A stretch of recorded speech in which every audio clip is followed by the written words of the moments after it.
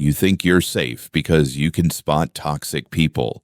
What if the true threat wears a smile and sits right beside you? Do you truly know the people around you? You may believe you can sense toxicity, feel when the energy shifts, recognize when someone crosses the line. But what if the real danger isn't obvious? What if the most destructive individuals are not aggressive, not loud, but kind, polite, even family? While you build your walls against the obvious villains, you may be unconsciously opening the gates of your mind to something far more insidious, the unconscious of others, invading your own. Carl Gustav Jung devoted his life to understanding these subtle but powerful forces. In his groundbreaking work, The Ego and the Unconscious, he revealed a disturbing truth. Most of what drives human behavior isn't controlled by our conscious minds. And this doesn't apply only to you. It applies to everyone. And that's where the real danger begins. Because when a person is blind to their own darkness, that unacknowledged shadow seeks expression elsewhere. And very often, it finds you. You may never have thought of it this way before, but ask yourself, how many times have you left a conversation feeling emotionally drained? How often have you been blamed for something that wasn't your fault? Or been forced to play the savior in someone else's emotional crisis? Jung called this projection an unconscious psychological mechanism where someone casts out parts of themselves they refuse to face and projects them onto you. In that moment, you stop being a person in their eyes. You become a symbol, a threat, a rescuer, a villain, a fantasy. But here's the chilling part. None of these identities are truly you. And worse, you often don't even realize it's happening. You think you're being compassionate. You think you're helping. You think you're being mature.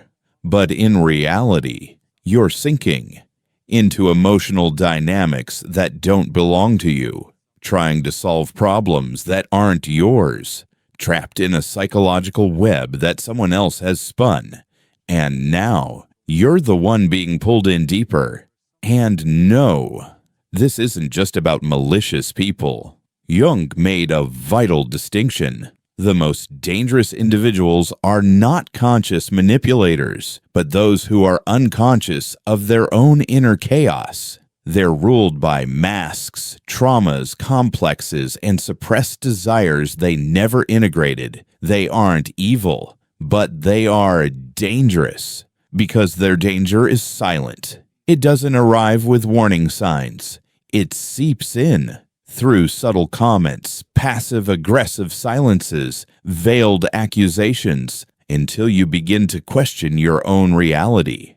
And once you lose touch with your own inner ground, you unknowingly become an extension of their shadow. You might be living this right now in your relationship, your workplace, your closest friendships, even in your own family. And worst of all, you might be blaming yourself, trying to figure out what's wrong with you.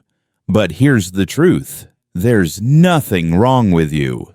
What's wrong is how your mind is being used as a container for someone else's unconscious world. In this video, we're going to expose, one by one, the 6 types of people Carl Jung would warn you about.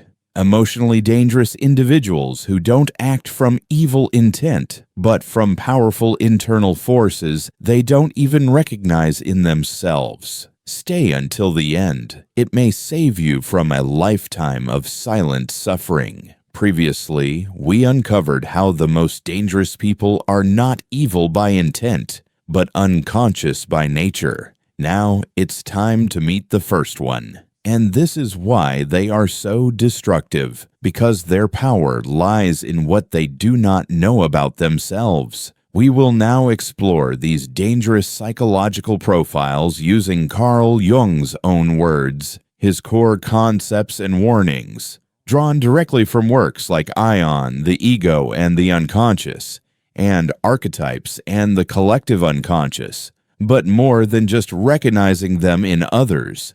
You must be willing to ask, is one of these dangerous profiles alive within me too? Are you ready? Take a deep breath and move forward. But be warned, once you see this, you'll never look at people or yourself the same way again. Picture this. You live with someone who blames you for everything they feel. Your presence becomes a trigger. You're made to feel responsible for emotions you didn't create. At first, they appear fragile, sensitive, even soulful, but over time you realize you've been pulled into a battlefield that was never yours. And worse, you're already losing. This is the unconscious manipulator. They are not evil, but they are dangerously unaware. They are ruled by inner wounds they've never faced, and to survive, they offload their pain onto others, using you as a psychic container. Jung warned us, what we do not confront in ourselves, we will encounter as fate. And sometimes that fate has a name, a smile, and a seat at your dinner table. The unconscious manipulator is dominated by repressed content, old traumas, unresolved emotions, unexamined fears. But instead of turning inward, they aim those inner shadows directly at you. They turn you into a canvas for their psychological struggle. According to Jung's, projection is a natural function of the psyche. We all do it, but when it remains unconscious, it becomes destructive. In the ego and the unconscious, Jung explains that projection creates a type of psychic blindness, a prison where the other person is no longer seen as they are, but as a distorted symbol of the self's disowned parts. This is what the unconscious manipulator does. They don't see you. They see a lost fragment of themselves and they react to it as if it were real. These individuals often adopt the role of the eternal victim. They are never responsible for what they feel. If they're angry, you provoked it. If they're sad, you disappointed them. If they feel small, it's because you made them feel inferior. It's a subtle distortion, so subtle that you start doubting yourself. Was I really insensitive? Did I say something wrong? Am I the toxic one? This is how the manipulation happens. Quietly, invisibly, without a single demand being spoken aloud. It's emotional, it's unconscious, and it's devastatingly effective. Even worse, these people often come wrapped in charisma. They have depth. They seem emotionally intense, even soulful. This is what makes the trap even more dangerous. You feel special, like you can help them, like you understand them better than anyone ever has. You think you can fix them. But in truth, you are slowly sacrificing your own mental clarity for someone who refuses to face themselves. And the more you try to pull them up, the deeper you sink. Jung warned that these projection-based dynamics are especially dangerous because they force us into symbolic roles. You stop being yourself. You become the savior, the betrayer, the enemy, the parent, anything but your actual self. To live within such a symbolic bond is to live inside an illusion. You are no longer seen as a person, but as a distorted reflection of someone else's unconscious shadow. The only way to protect yourself from an unconscious manipulator is through one weapon: awareness. You must learn to recognize the patterns. Cut the invisible emotional threads tying you to their chaos. And most importantly, ask yourself constantly, are these feelings mine? Or have they been placed inside me? Because the unconscious manipulator doesn't storm into your life. They slip in. Through your kindness, through your empathy, through your instinct to help. But once you recognize the pattern, you'll start to see how danger wears many masks. And among the most dangerous of all is what Jung called the persona, the social mask, the identity someone wears not to deceive maliciously, but to survive in a world obsessed with appearances. In the next part, we'll examine this second archetype, the bearer of the persona, a figure Jung considered to be one of the greatest threats to psychological integrity. Because unlike the unconscious manipulator who projects their pain onto you, the bearer of the persona draws you into their performance until you forget who you are, too. If this content resonates with you, hit the subscribe button and support the channel. This journey only deepens from here. Not all psychological threats come wrapped in chaos. Sometimes they wear a flawless smile. Sometimes they stand tall, elegant, composed, the image of perfection. In fact, this kind of person can be the most dangerous of all, because we live in a time where appearing matters more than being. And for Jung, this was not just a cultural trend. It was a psychological crisis when someone becomes overly identified with their persona, the version of themselves they present to society. They begin to disconnect entirely from their true essence. And when that happens, they don't just lose themselves, they begin to distort everyone around them. In The Ego and the Unconscious, Jung wrote, "The persona is what someone is not, but what he and others think he is. It is an artificial identity, shaped by societal, familial, and professional expectations." Now, let's be clear. Having a persona is not inherently wrong. We all wear masks to play roles, to fulfill duties, to function in society. We become doctors, teachers, siblings, friends. But the danger begins when someone starts to believe they are nothing more than the mask.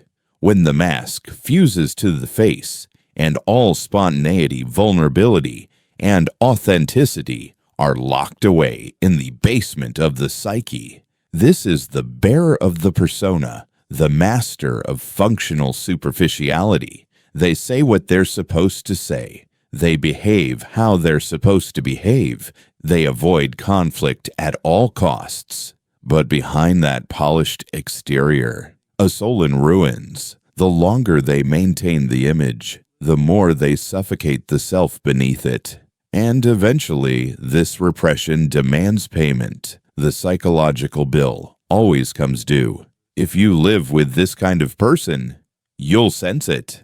You'll feel something is missing, even if you can't name it. There's no spontaneity, no raw emotion, no genuine presence. Everything feels staged, as if every word, every smile, every reaction has been rehearsed 100 times.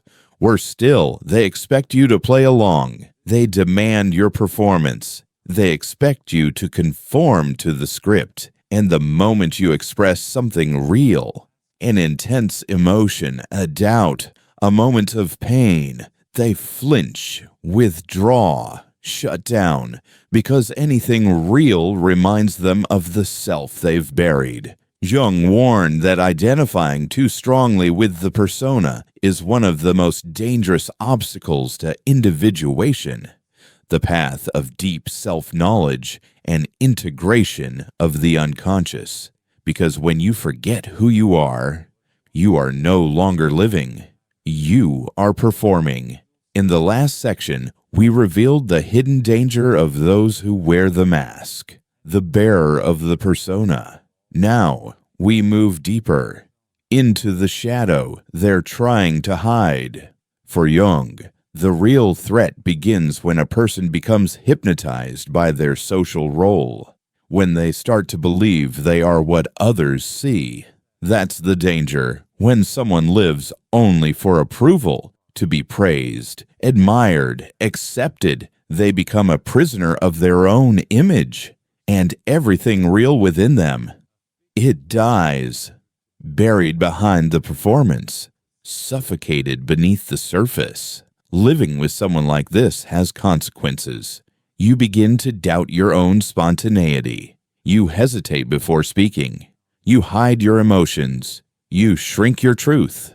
Slowly, without noticing, you start wearing a mask too. Coexisting with the bearer of the persona is not just artificial, it's contagious. But there's something even darker underneath, because repressed feelings don't vanish. They accumulate. They ferment deep in the unconscious until they return with force as shadow. And when that happens, we enter even more dangerous psychological terrain, a realm where denied emotions explode like fire. In the next part, we will uncover the third type of dangerous person, the owner of the repressed shadow. This is the individual who tries to remain composed, refined, polished, calm, always correct, always kind, always in control. But beneath that facade of balance lurks a storm waiting to be unleashed. Everything they label as wrong, shameful, or unacceptable is not processed, not healed, only buried. This is the essence of the repressed shadow, someone who works tirelessly to be pure light until the darkness takes over. Carl Jung dedicated much of his life to this phenomenon. In Ion, he wrote, "The shadow is everything that the individual refuses to recognize in themselves and yet insists on manifesting in some way." We're not talking about something external. The shadow is not them. It is not the enemy out there. It is internal. It's the hatred you deny, the envy you rationalize, the sexuality you suppress, the ambition you dress up as humility. Whatever you reject within yourself doesn't disappear. It transforms into shadow. And as Jung warned, what you do not make conscious will direct your life, and you will call it fate. The owner of the repressed shadow rarely appears dangerous. On the contrary, they are often respected, admired, disciplined, helpful, reliable. But there's something off. They can't tolerate weakness in others. They reject vulnerability. They feel disturbed by raw emotion. They seem constantly tense, yet never explode. Until one day, they do. And when that moment arrives, it is devastating. This person lives in a constant state of emotional surveillance. They don't allow themselves to feel, so they condemn those who do. They cannot make mistakes, so they criticize those who slip. They become moralistic, rigid, controlling. But all of this is just an attempt to keep their unconscious on a leash. Jung made it clear, the stronger the persona, the more repressed the shadow, and the more the shadow is repressed, the more brutal its return will be. You can identify this pattern in people who overreact to the smallest issues, who explode unexpectedly, who hold grudges for years, who sabotage relationships in passive-aggressive ways. Behind their control lies chaos, and when it erupts, it consumes everyone around them. These are the difficult people, the ones nobody can quite explain. Why they're always bitter, always critical, always resentful. The answer lies beneath the surface, in the shadow, unintegrated, unacknowledged, unaccepted. But here's the most crucial truth Jung emphasized. The shadow isn't just composed of darkness. It holds your denied potential, your repressed creativity, your hidden strength. It's not only what's broken that gets buried, it's also what's brilliant. But when you ignore it all, light and dark alike, everything turns to poison. And that poison spreads. It infects your relationships, your environment, and especially those closest to you. Living beside someone like this is like living near an emotional minefield. You never know where to step until something explodes. But repression doesn't emerge out of nowhere. It is often fed by a powerful illusion, the illusion of moral superiority. It's a rigid belief system, a self-image of righteousness so inflexible that guilt becomes a tool, a weapon used not to correct, but to control. This brings us to the fourth dangerous archetype, the moral controller. The one who doesn't just deny their own desires, but shames you for embracing yours.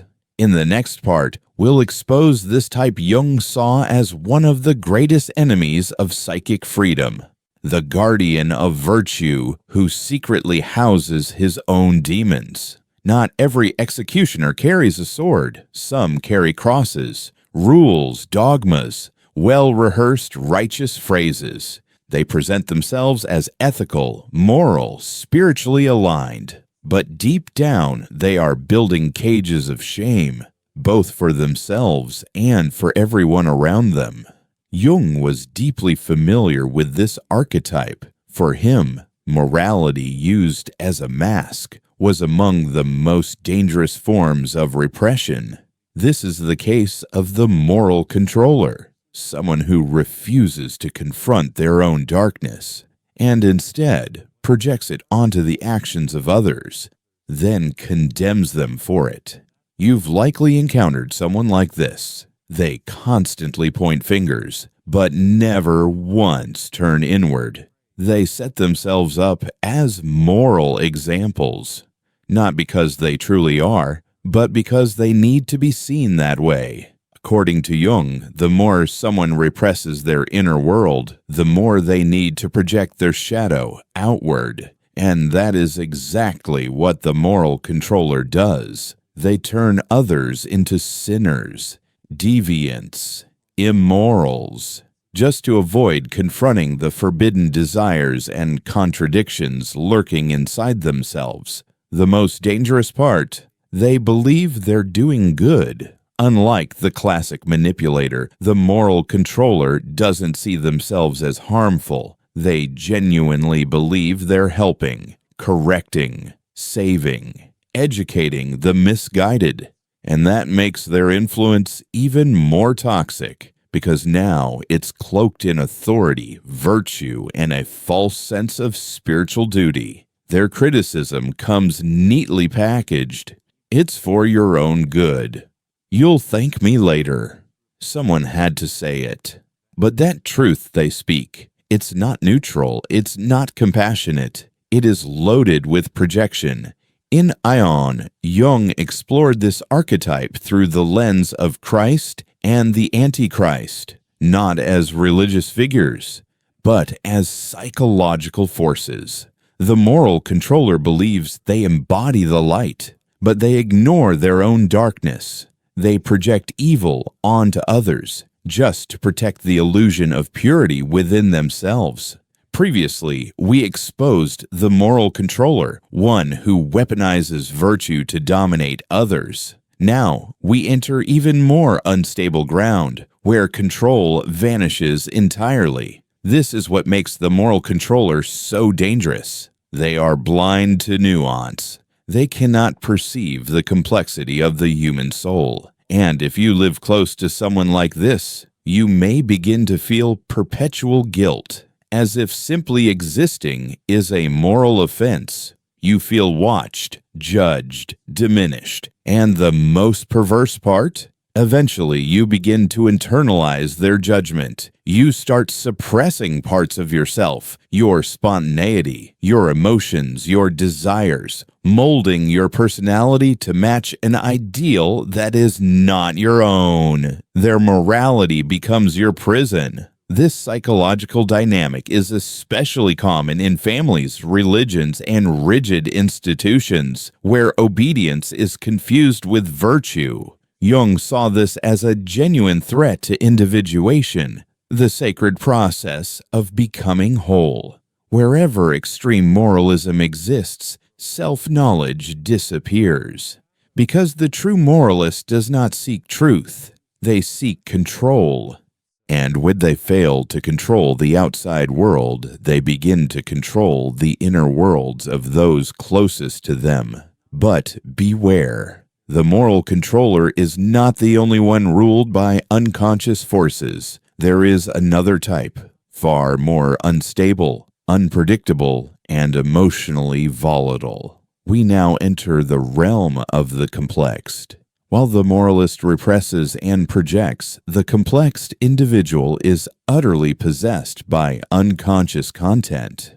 They are not just affected by the past, they are driven by it. They become puppets to emotions they do not understand, reacting not with reason, but with unresolved trauma. In the next part, we will explore this emotional minefield, where consciousness loses its grip and trauma takes the wheel. Prepare to meet a person who embraces you with love today and destroys you without warning tomorrow, without even understanding why. If what you're hearing resonates with you, check out my free ebook, Beyond the Shadow. It dives deeper into Jung's core ideas and offers practical tools for self-understanding. You'll find the link in the pinned comment. Now imagine this. You live with someone who is affectionate one moment, then cold, silent, or explosive the next. They compliment you, but it turns into a demand. They laugh at your joke, then accuse you of cruelty. They accept your affection, then interpret it as manipulation. And no matter how careful you are, you're always walking on psychological quicksand. This is life with someone dominated by unconscious complexes. For Jung, complexes are autonomous clusters of memory and emotion lodged in the unconscious. They function like fragmented personalities, each formed from wounds, rejections, and unresolved experiences. In Psychological Types and the Ego and the Unconscious, Jung describes how these complexes can hijack behavior, making people react not to the present moment, but to echoes of the past. A simple sentence you speak may trigger a buried humiliation. An innocent gesture may awaken an ancient betrayal, and you pay the emotional price. The complexed person doesn't know this is happening. They believe they are reacting rationally, but they are not. They are reliving old, undigested pain. Pain they've never processed. Pain that now controls their every reaction. And here's the twisted part. It doesn't happen all the time. It comes in waves, bursts of rage or despair, followed by tenderness, guilt, or affection. That inconsistency is what makes them so disorienting and so addictive. You cling to the good moments. You convince yourself they're not always like this. And that's exactly how the cycle continues. In the previous section, we witnessed the chaos of the complexed individual. Now, we confront the final and most silent predator of the psyche. Sometimes they're wonderful. And that is exactly what traps you, because in between emotional breakdowns and stormy silences, they give you moments of genuine affection, real tenderness that feels grounding, intimate, almost sacred. But these moments are always followed by confusing emotional ruptures. You find yourself inside a storm you didn't start and cannot escape. And in your desperate attempt to restore peace, you begin to adapt, to shrink, to censor yourself. You avoid certain topics. You measure your words. You walk on eggshells, not because you're weak, but because you're trying not to wake the monster. But here is the brutal truth. That monster is always awake. It is not asleep. It is waiting, hungry, volatile, and always looking for a trigger. When it emerges, it consumes everything in its path, especially you. Jung taught us, When we fail to recognize our complexes, they do not disappear. They colonize the psyche. They think for you. They feel for you. They act for you. And in the case of the complex person, this takeover happens often, sometimes daily. It could be a complex of inferiority, abandonment, persecution, martyrdom. Each one with its own script, its own emotional climate, its own set of unspoken demands. The more you try to maintain peace, the more you fall into the illusion that you can control the uncontrollable. Living near someone like this is living under constant psychological alert. There is no true present. Every interaction is contaminated by ghosts of the past. And eventually, those ghosts start haunting you. You begin to doubt your memory, your feelings, your sanity. Without even realizing it, you too are being colonized by someone else's unconscious. But the most dangerous presence has yet to arrive, because while the complex person fluctuates between affection and collapse, there's another figure, one who doesn't explode, doesn't scream, doesn't accuse. They simply drain you.